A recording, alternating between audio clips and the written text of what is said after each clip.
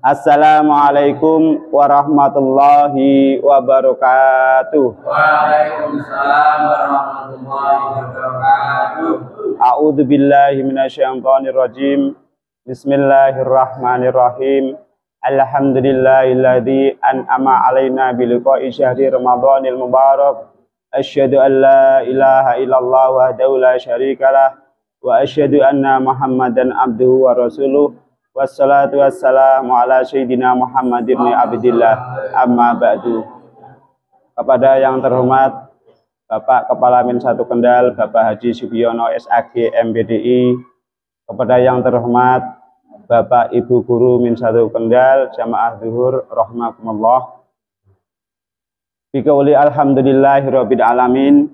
Kita semua masih diberi beberapa kenikmatan untuk menghadiri acara rutinitas kegiatan jamaah dulu bersama seperti biasa, dan semoga dapat mendatangkan keberkahan untuk kita semua. Amin amin ya robbal alamin. Yang kedua, sholawat serta salam kita hadurkan kepada junjungan kita, Nabi kita, Nabi Muhammad Sallallahu Alaihi Wasallam, yang mana beliau telah memberi suri tauladan kepada kita, memberi ilmu kepada kita untuk menuju jalan yang terang benderang ini. Bapak Ibu yang kami hormati, sebelum saya menyampaikan materi kultum pada siang hari ini, saya mohon izin kepada Bapak Kiai, para Kiai, Ustadz, Ustadzah, apabila nanti ada kekurangan, saya mohon untuk arahannya dan bimbingannya. Pada kesempatan ini saya ingin menyampaikan sesuatu yang besar di dunia ini yang pernah disampaikan oleh Imam Ghazali, pertanyaannya kepada muridnya, yaitu tentang nafsu dan cara mencegah dan cara menjaga dan mengendalikan nafsu. Mohon.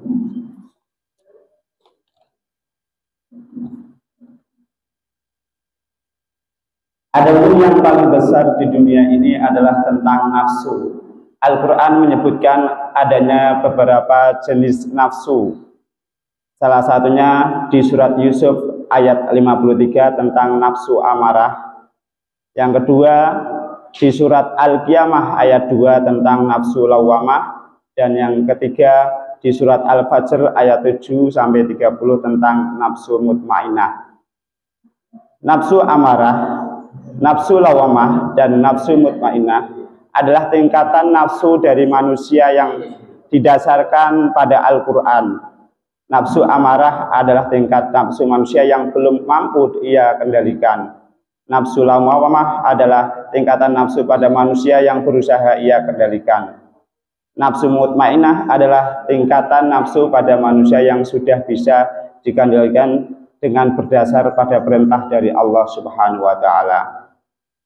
Adapun contoh masing-masing tingkatan nafsu pada manusia menurut Al-Quran, yang pertama nafsu amarah, contohnya melakukan tindakan pencurian, kekerasan fisik kekerasan fisik pada orang lain, berzina, menipu, memfitnah, membunuh, dan lain sebagainya. Yang kedua, contoh nafsu lawamah, yaitu menuruti rasa marah namun kemudian merasa bersalah dan menyesal, melakukan perbuatan penipuan kemudian menyadari kesalahan tersebut namun di kemudian hari dilakukan kembali. Nafsu lawamah ini adalah fase labil di mana seseorang berusaha menahan nafsunya karena menyadari hal tersebut salah namun akalnya masih cenderung dikalahkan oleh hasrat amarahnya. Yang ketiga, nafsu mutmainnah, contohnya mereka yang senantiasa bersabar meski diperlakukan buruk namun tidak membalas dengan keburukan. Mereka yang apabila marah memilih diam, menjauh, dan sebagainya. Mereka ini yang mampu melakukan hawa nafsunya sehingga perbuatan cenderung berupa amal kebaikan. Adapun untuk nafsu dalam perspektif Jawa itu ada 4. Yang pertama lawamah, atau bisa disebut dengan biologis dalam perspektif Jawa. Yang kedua supi'ah, supi'ah itu duniawi. Yang ketiga amarah, amarah itu emosional. Dan yang keempat adalah mutmainah, mutmainah itu adalah spiritual. Itu nafsu menurut perspektif Jawa. Kalau kita melihat pengertian nafsu secara umumnya, nafsu adalah sebuah perasaan atau emosional jiwa pada manusia yang mencondongkan kepada sesuatu yang disukainya. Itu pengertian nafsu secara umum. Kalau nafsu dalam keterangan kitab Minhajul Abidin, dalam masalah nafsu ini, kita cukup melihat bagaimana keadaannya, kerendahannya, keinginannya, dan keburukan yang menjadi pilihannya. Saat memiliki keinginan nafsu persis binatang beriaan. Saat marah bagaikan binatang buas. Saat terkena musibah persis anak kecil. Saat mendapat kenikmatan nafsu bagaikan Fir'aun. Saat lapar seperti orang gila, dan saat kenyang nafsu menjadi angkuh. Jika kita membuatnya kenyang, maka nafsu menjadi sombong dan melonjak kegirangan. Dan jika kita membuatnya lapar, maka nafsu akan menjerit dan mengeluh. Nafsu juga diungkapkan oleh seorang penyair sebagai kedelai yang jahat. Jika kau membuatnya kenyang, dia akan menyepak orang lain. Dan jika lapar, ia merintih. Itu nafsu menurut seorang penyair.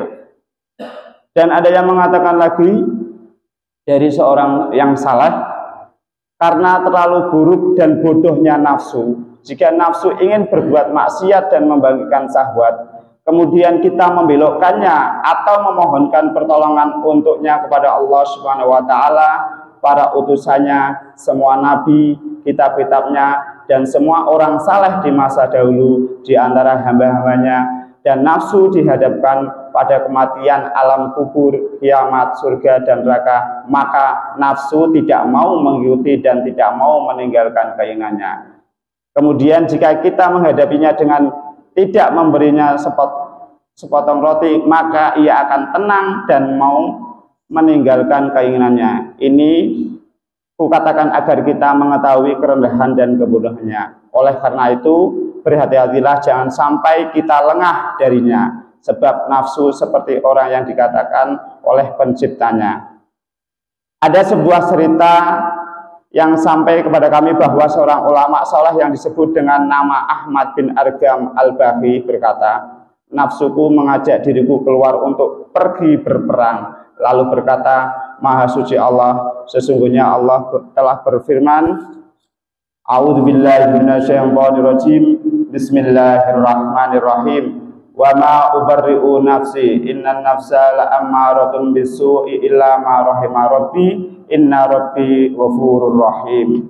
Artinya, dan aku tidak menyatakan diriku bebas dari kesalahan, karena sesungguhnya nafsu itu selalu mendorong kepada kejahatan, kecuali nafsu yang diberi rahmat oleh Tuhanku.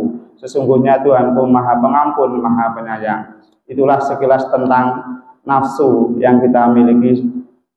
Yang kedua, cara menjaga dan mengendalikan nafsu. Yang pertama, hindari lingkungan kurang baik. Lingkungan yang baik dapat mempengaruhi cara berpikir dan berperilaku. Untuk mengendalikan hawa nafsu, sebaiknya menghindari lingkungan yang membawa pengaruh buruk bagi jiwa. Itu cara menjaga dan mengendalikan nafsu. Yang kedua, mendekatkan diri kepada Allah Subhanahu wa Ta'ala. Mendekatkan diri kepada Sang Pencipta dapat membawa ketenangan hati. Ketenangan hati dan ketakwaan akan mempengaruhi cara seorang dalam mengelola hawa nafsu. Yang ketiga, cara menjaga dan mengendalikan hawa nafsu adalah memperbanyak doa. Selanjutnya berdoa dan memohon kepada Yang Maha Kuasa agar dimudahkan dalam hal menawan hawa nafsu. Doa adalah kunci agar kita berhasil menahan diri. Yang ketiga, yang selanjutnya adalah yang keempat, memperbanyak zikir. Dengan zikir hati kita menjadi tenang. Bidzikrillah tatma'innul qulub. Insya Allah dengan ketenangan hati yang kita punya, kita dapat mengendalikan hawa nafsu. Yang selanjutnya, yang kelima adalah puasa. Berpuasa merupakan cara untuk mengendalikan hawa nafsu yang dianjurkan oleh Rasulullah SAW. Karena orang yang berpuasa tidak hanya menahan lapar dan dahaga, tetapi juga menahan hawa nafsu. Adapun cara mengendalikan nafsu yang paling efektif dan ampuh ialah dengan berpuasa, di samping dengan melakukan zikir, sholat, sedekah, dan sebagainya, itu adalah cara yang paling efektif dalam menjaga dan mengendalikan hawa nafsu. Demikianlah yang dapat saya sampaikan. Apabila ada kekurangan, saya mohon bimbingannya, dan dari saya pribadi, saya mohon maaf yang sebesar-besarnya. Akhirul kalam, ihdinas siratal mustaqim. Wassalamualaikum warahmatullahi wabarakatuh.